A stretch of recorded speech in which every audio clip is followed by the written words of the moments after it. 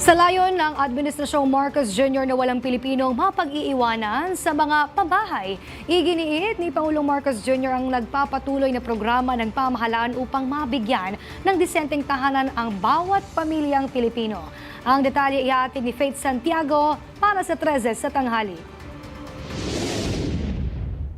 Pinagtibay muli ng Pangulo ang pangako ng pamahalaan na walang pamilya ang mapag-iiwanan at patuloy na magtutulungan ang gobyerno at pribadong sektor upang mabigyan ng panatag, marangal at tahanang bukas ang bawat pamilya.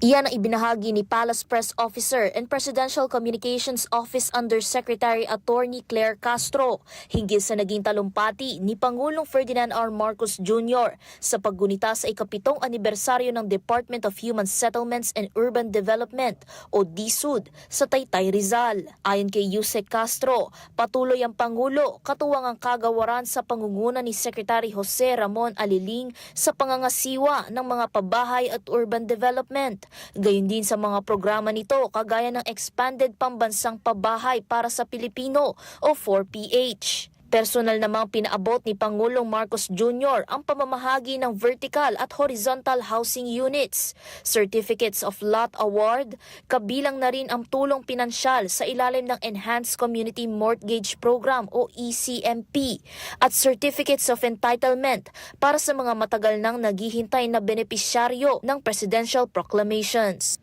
Sa tala ng DSUD mula Hulyo ng 2022 hanggang Enero ng 2026, higit 400,000 housing units na ang naipatayo at na-finance ng pamahalaan.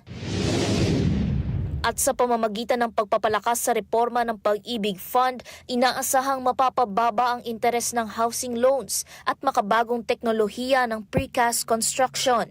Sa paraang ding ito'y mapapabilis ang produksyon ng abot-kayang pabahay. Sila po ang mga kinatawan ng mga pamilyang natulungan natin na makamit ang pangarap na panatag sa lupang tinitirahan at bagong pag-asa sa bagong tahanan. Habang may Pilipinong nangangarap ng sariling tahanan, patuloy nakikilos ang pamahalaan upang suportahan ang pangarap na ito. Para sa totoong balita sa Bagong Pilipinas, Faith Santiago, 13 sa tanghali ng Congress TV.